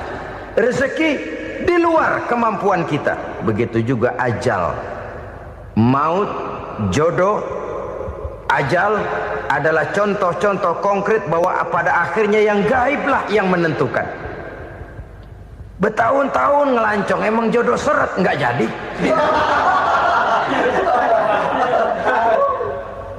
Begitu kenal baru setengah malam nginep ditangkap hansip kan. Hal-hal semacam itu kadang-kadang kita berpikir suuzon, gilet, perempuannya cakep banget, lakinya rebek amat. Memang begitulah jodohnya. Memang begitulah jodohnya. Saudara hadirin ma'asyiral muslimin yang saya hormati, jadi hal-hal yang konkret saja kita yakini sepenuhnya ditentukan oleh satu superpower yang gaib itu tadi. Dari sanalah segala ketentuan itu berangkat dan kesanalah segalanya akan kembali. Maka kepercayaan kepada yang gaib meluruskan gerak hidup seseorang dan itu akan mengantarkan dia kepada meraih kemenangan. Satu. Yang kedua, wa yuqimuna shalah. Orang bertakwa yang akan meraih kemenangan itu adalah orang-orang yang mendirikan sholat. Kenapa sholat mengantarkan orang untuk meraih kemenangan? Yang jelas, inna sholata tanha anil fahsya'i wal munkar. Sholat mampu mencegah manusia dari perbuatan keji dan munkar. Banyak filsafat hidup yang terkandung di dalam sholat ini. Sejak kita wudhu sampai kita menghadap ke arah kiblat, sampai kita melakukan gerak-gerak sholat, bacaan-bacaan yang ada di dalam sholat, lalu sampai kepada mengucapkan salam. Banyak filsafat hidup yang terkandung di dalam sholat.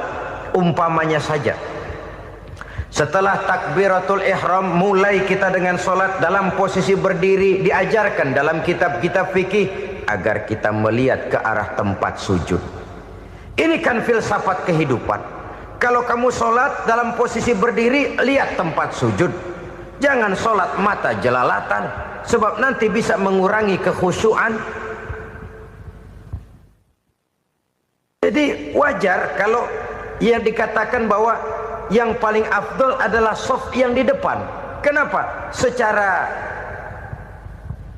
harfiah pengertiannya akan lebih mengundang kekhusyuan. Kenapa? Kalau kita di shaf paling depan di masjid umpamanya paling banter kita lihat tembok. Tapi kalau kita shaf di tengah atau di belakang, orang-orang di depan kita pun akan kelihatan. Yang bajunya loreng, yang bajunya genggang, yang bajunya macam-macam. Kita lihat, kadang-kadang kita pikirin, ada yang bajunya bolong. Kita sholat tapi dalam hati, nih orang bajunya robek yang nggak tahu apa. Ada saja hal-hal yang mengusik kekhusyuan kita. Oleh sebab itu diajarkan dalam posisi berdiri, lihat, arahkan pandangan matamu kepada tempat sujud. Ini kan filsafat kehidupan. Maksudnya apa? Kalau lagi diri lihat dong tempat sujud. Kalau udah di atas ingat dong sama yang bawah. Kalau sudah tinggi ingat dong dari mana kamu berangkat. Kalau sudah berkuasa bantu dong yang lemah. Kalau sudah kaya santuni dong yang miskin. Kalau sudah alim bimbing dong yang awam. Ini filsafat kehidupan. Dalam posisi berdiri kau lihat tempat sujud.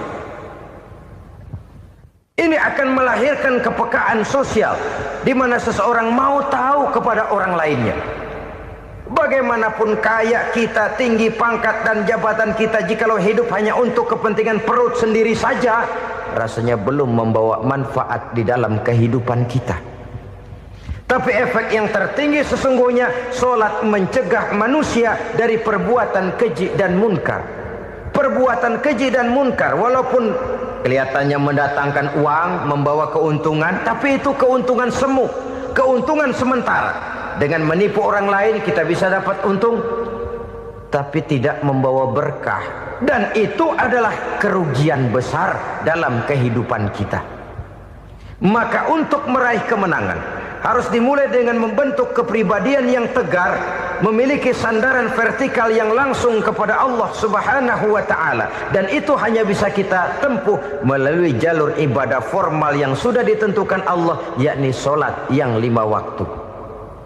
Untuk memperkuat itu ada sholat-sholat sunnah, rawatib, nawafil sebagai terminal-terminal kontrol cadangan untuk memelihara stabilitas temperatur batin di dalam kita berhubungan dengan zat yang maha gaib, yaitu Allah Subhanahu wa ta'ala. Orang sering bertanya, Pak, itu tetangga saya nggak sholat, duitnya nggak habis-habis, Pak. Nggak sholat tapi mobilnya tambah terus. Nggak sholat tapi usahanya makin maju. Tapi di sisi lain ada orang yang rajin sholat, rezekinya butak bener. Anaknya mana kurus, mana korengan. Saudara hadirin ma'asyiral muslimin rahimakumullah. Harus saya katakan bahwa sholat memang bukan untuk cari duit. Sholat adalah sandaran vertikal kita kepada Allah. Sedangkan soal rezeki itu berkaitan dengan sifat Allah maha pengasih dan maha penyayang. Allah maha pengasih, siapapun dikasih kalau mau usaha. Allah maha penyayang, tidak semua orang disayang oleh Allah Azza wa Jalla. Dan belum tentu banyak harta itu merupakan nikmat. Mungkin juga istidraj. Artinya istidraj itu dikasih tapi diambulin, kalau bahasa Betawinya itu. Dikasih tapi diambulin, itu bukan merupakan nikmat sesungguhnya, lebih merupakan azab dari Allah Subhanahu wa ta'ala.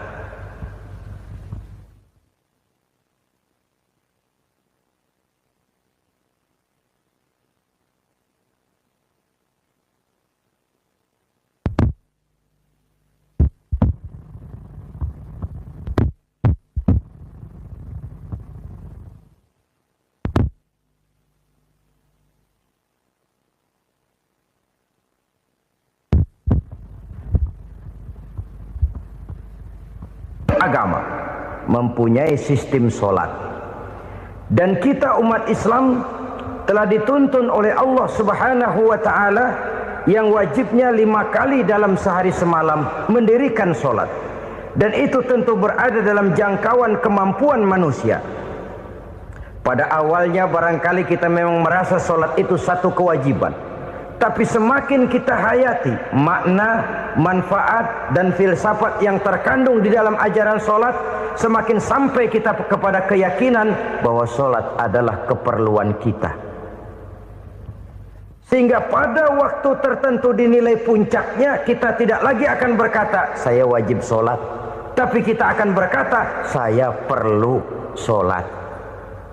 Kalau kita sudah merasakan itu adalah keperluan kita, nah di sanalah kita baru akan merasakan ruginya kalau hal itu tidak kita laksanakan. Sepanjang kita masih berkata saya wajib sholat, kita akan lebih merasakan dia sebagai beban ketimbang sebagai keperluan. Yang jelas Allah tidak memerlukan ibadah yang kita laksanakan ini. Dengan kata lain, andai kata satu dunia penuh ini orang tidak ada yang sholat satu pun, Allah tidak akan turun dari jabatan Tuhan. Jangan lalu berpikir kalau kita ngambek se-RW kagak sembahyang Tuhan tekor kali ini ya. Tentu tidak. Itu perlunya kita, bukan perlunya Allah. Dan pada induknya kita akan berkata saya perlu agama. Kalau secara induk kita sudah memerlukan agama, maka konsep-konsep yang ada di dalam ajaran agama itu pun adalah juga merupakan keperluan kita. Baik dia bernama sholat, baik dia bernama puasa, baik dia bernama zakat, baik dia bernama haji, seluruhnya adalah keperluan kita.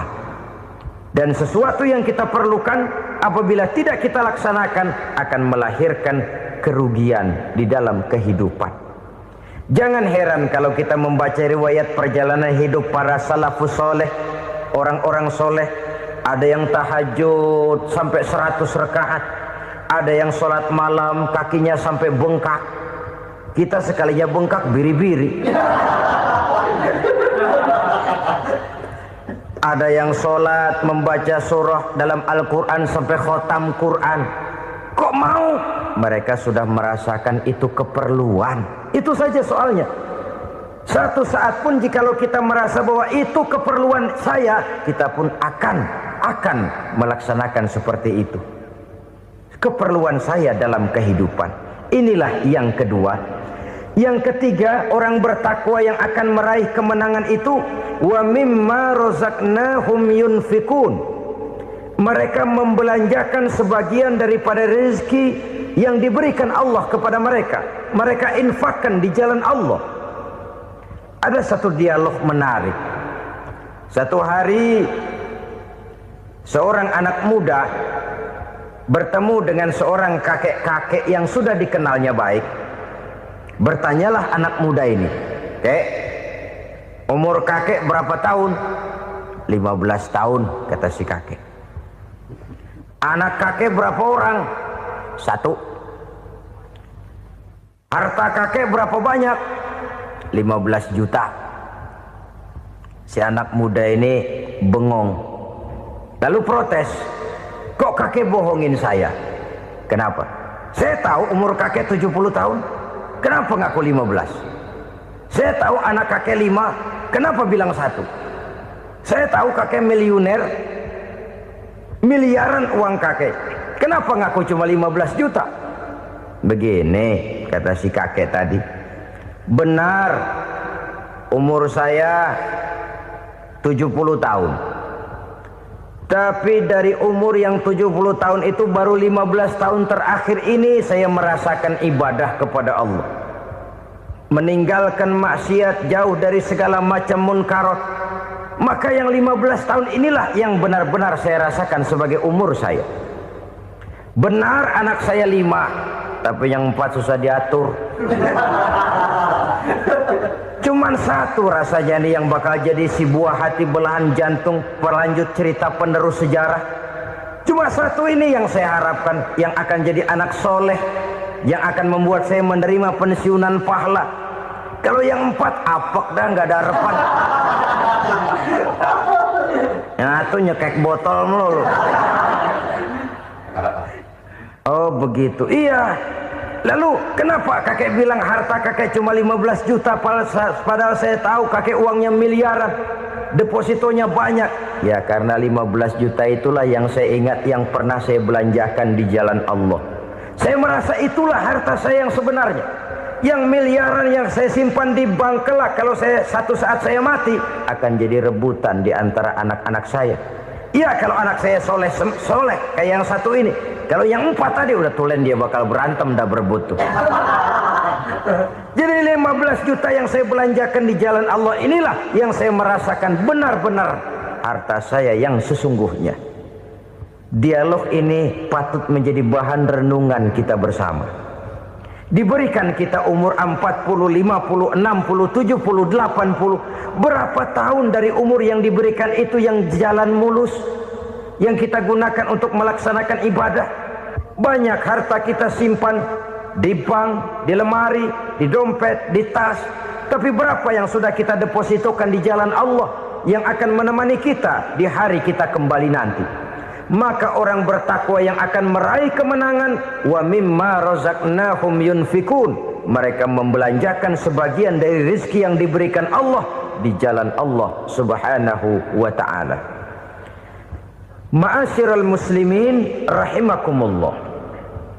Zahirnya memang kita memberikan kepada orang lain, tapi hakikatnya kita menyimpan untuk diri kita sendiri. Kita memberikan kepada yatim piatu 25.000. Zahirnya kita memberikan si yatim, hakikatnya kan kita cuma nyimpan. Saya berikan, titip kepadamu, ini untuk saya di akhirat. Kau boleh belikan baju, kau boleh belikan untukmu makan, kau boleh bayarkan sekolahmu. Ini untuk saya. Hakikatnya kita nyumbang masjid 1 juta, zahirnya kita berikan kepada panitia masjid, tapi hakikatnya kan cuma titip 1 juta ya untuk saya di alam kubur nanti. Silahkan kau boleh belikan semen, ini uang, belikan besi, belikan pasir. Saya cuma sekedar titip untuk kepentingan saya. Hakikatnya kita cuma sekedar menitip. Sebagaimanapun pada hakikatnya, apapun yang kita miliki dalam kehidupan kan cuma sekedar hak guna pakai, bukan hak milik mutlak. Harta kita, rumah kita, kendaraan kita, kebun kita, pabrik kita, hak guna pakai saja. Hak milik mutlak cuma untuk Allah Subhanahu wa ta'ala. Saudara-saudara kaum muslimin rahimakumullah. Ini yang ketiga. Kemudian yang keempat, orang-orang bertakwa yang akan meraih kemenangan, allazina yu'minuna bima unzila ilaika. Mereka yang beriman, mereka yang percaya kepada apa yang telah diturunkan kepadamu Muhammad, ay Al-Quran, yakni Al-Quranul Karim. Setelah percaya kepada yang gaib, mendirikan solat, kemudian menginfakkan sebagian dari rezeki yang diberikan Allah, mereka juga lalu percaya kepada yang diturunkan terhadap Nabi, yaitu tidak lain Al-Quranul Karim. Sekali lagi di sini, percaya bukan hanya sekedar percaya saja, tetapi percaya lalu menjadikan Al-Quran itu sebagai pedoman hidup. Sebab memang Al-Quran itu adalah GBHM, garis-garis besar haluan muslim.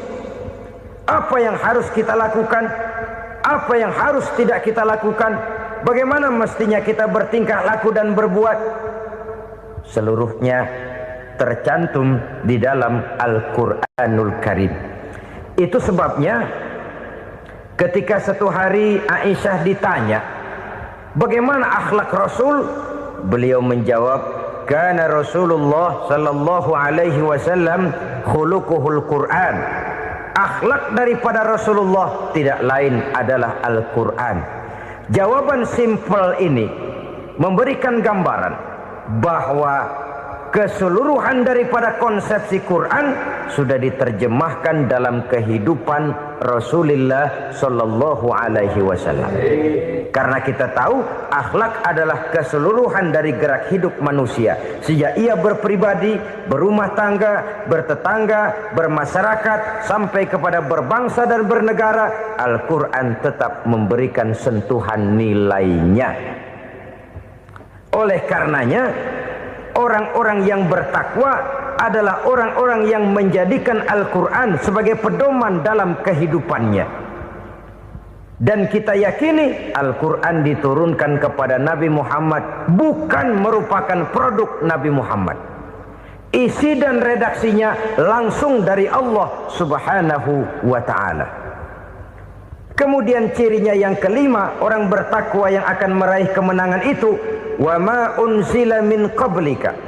Tidak hanya sekedar percaya kepada yang diturunkan terhadap Nabi Muhammad yaitu Al-Quran, mereka juga percaya kepada apa yang pernah diturunkan kepada para nabi, kepada para rasul sebelum Nabi Muhammad.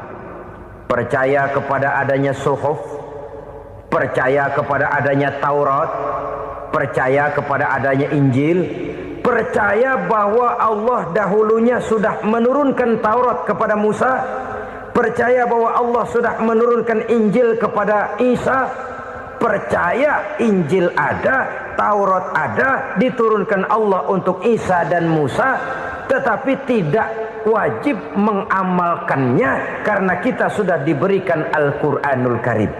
Ini yang perlu saya garis bawahi. Kita percaya Allah telah menurunkan Injil dahulu kepada Isa.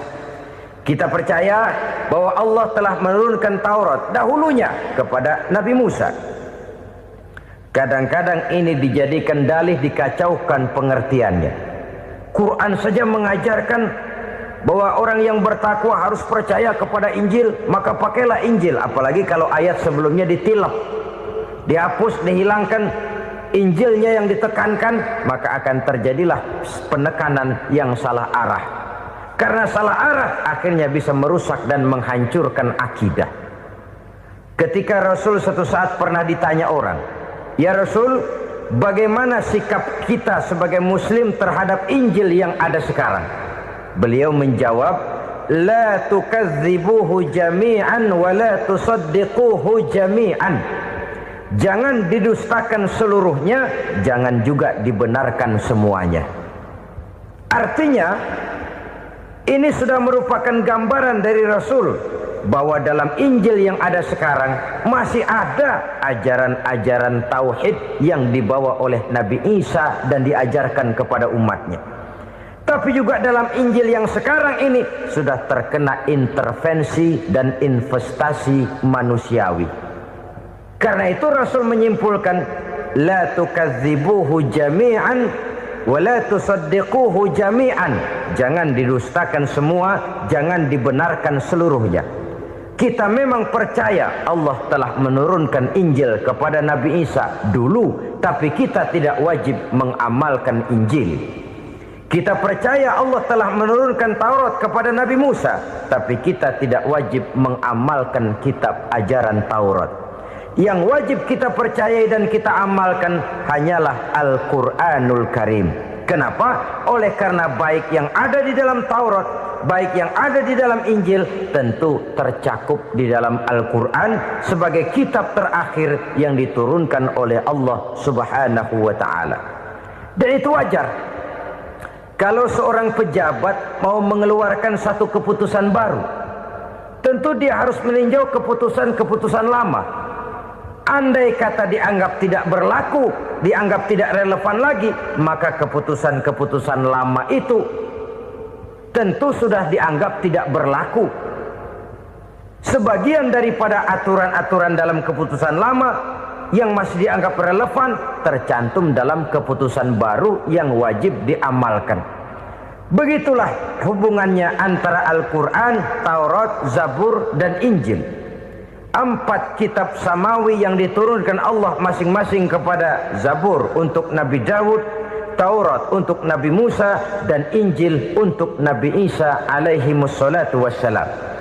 Ketiga-tiga kitab itu kita percayai adanya, Kita yakini Allah telah menurunkan Zabur, Taurat dan Injil, tapi kita tidak wajib mengamalkannya. Yang wajib kita mengamalkannya sekarang ini tidak lain hanyalah Al-Quranul Karim saja, karena ia mencakup apa yang ada di dalam Zabur, apa yang ada di dalam Taurat, dan apa yang ada di dalam Injil. Keotentikannya bisa dipertanggungjawabkan. Ya, tapi kan Nabi Muhammad sudah mati 14 abad yang lalu, dan di zaman beliau Al-Quran kan belum dikodifikasikan, belum ditulis. Bagaimana keotentikannya bisa dipertanggungjawabkan? Mudah saja. Allah berjanji, inna nahnu nazzalna dzikra wa inna lahu lahafizun. Kami yang menurunkan Al-Quran dan kami yang akan menjaga dan memeliharanya. Allah turunkan Quran, Allah menjaganya. Bagaimana cara Allah menjaga Al-Quran itu? Banyaknya orang-orang yang hafaz Al-Quran. Hafaz Al-Quran 30 juz, 114 surah, 6.666 ayat. Sehingga jangankan satu kata, jangankan satu ayat, satu kalimat saja berubah, sudah akan timbul reaksi dan mudah dimengerti. Kenapa? Banyak orang-orang yang hafaz Al-Quran. Sedangkan pada setiap akhir tahun biasanya malaikat Jibril selalu mengadakan checking terhadap ayat-ayat yang diturunkan pada waktu itu. Di zaman Nabi sendiri sudah ada usaha kodifikasi. Dan yang lebih luar biasa lagi, sampai hari ini tidak seorang pun mampu membuat satu ayat saja semacam Al-Quran. Ke bahasa manapun dia diterjemahkan, naskah aslinya tetap ikut, rujukan dasarnya tetap ada. Berdasarkan itu maka tidak mungkin terjadi penyelewengan terhadap atau pemalsuan terhadap ayat-ayat Al-Quranul Karim. Kesuciannya, keotentikannya, kemurniannya bisa dipertanggungjawabkan. Ma'asyiral muslimin rahimakumullah. Oleh karenanya, konsepsi dasar daripada ajaran Islam ini memang tidak lain adalah Al-Quran dan Sunnah. Isi daripada agama Islam yang merupakan iman, Islam dan ihsan, konsepsi dasarnya tidak lain adalah Al-Quran dan Sunnah Rasulullah Sallallahu Alaihi Wasallam. Maka yang kita perlukan sekarang ini adalah terjemahan Al-Quran di dalam kehidupan kita. Dengan demikian, maka gaya kehidupan yang lebih Qurani itulah yang kita dambakan. Kita perlu memang terjemahan Quran dalam bahasa Inggris, dalam bahasa Belanda, dalam bahasa Jepang, tapi yang lebih kita perlukan adalah terjemahan Quran di dalam kehidupan kita. Konsekuen, tidak memanipulasi, ringan sama kita jinjing, berat sama kita pikul. Jangan kalau lempengan ayat Quran tuh kira-kira enak diamalin, keras teriakan kita. Giliran kira-kira ayat Quran itu mukul kepala kita sendiri, diam kita. Itu ciri yang pernah disindir Allah dalam awal-awal Baqarah juga. Ciri beragamanya orang yang munafik. Kullama adha'a lahum masyawfih, kata Allah. Wa iza azlama alaihim qamu. Apabila terang mereka jalan, apabila gelap mereka berhenti. Artinya, kalau kira-kira di Islam nguntungin, rame-rame pada teriak Islam. Tapi ketika diminta untuk berjuang, ketika dituntut untuk berkorban, rame-rame mengundurkan diri. Nasib agama tidak ubahnya seperti daun pisang yang dikait orang di tepi jalan lantaran tak berpayung di ketika hari hujan. Manakala hujan usailah sudah, daun itu pun dicampakkan di tepi jalan, diinjak pula orang nan lalu. Artinya orang menjadikan agama cuma sebagai lipstick, decoration only, tidak konsekuen.